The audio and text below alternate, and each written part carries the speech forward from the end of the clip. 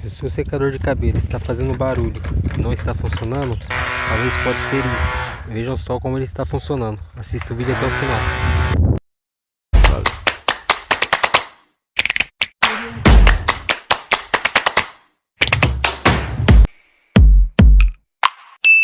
Olá pessoal, nesse vídeo irei mostrar o que está acontecendo com esse secador de cabelo. Você chacoalha ele está fazendo barulho. Eu irei desmontar ele para ver o que está acontecendo. Já se inscreva no canal. Estamos rumo aos 1.700 inscritos e contamos com a sua inscrição.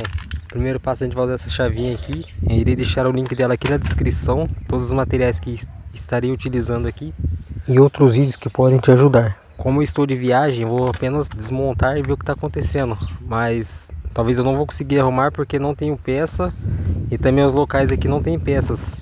Eu já desmontei e estou fazendo esse vídeo aqui só para vocês verem o que está acontecendo.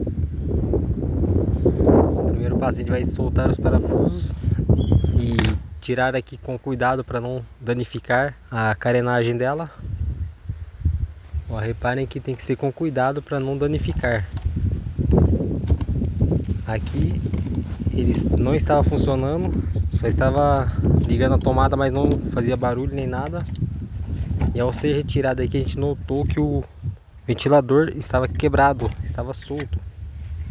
Reparem que está com a hélice quebrada e também está com um trincado onde fica conectado no eixo. Então o problema aqui está nessa hélice.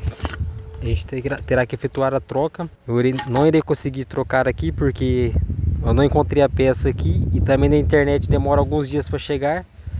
Mas está em torno de 10 a 20 reais uma peça dessa. Então, dependendo do caso, compensa você arrumar. Eu irei colocar o ventilador aqui no lugar só para fazer um teste, mas não irei deixar funcionando, apenas para testar para ver se o problema é esse mesmo. Então, caso o seu secador de cabelo estiver fazendo barulho, provavelmente a hélice está quebrada ou então ela está empenada e assim faz o barulho. E recomendo você não utilizar se estiver desse jeito, porque pode danificar ou até mesmo queimar seu aparelho, porque ele sobreaquece. É melhor esperar a peça chegar ou então levar até a assistência técnica mais próxima.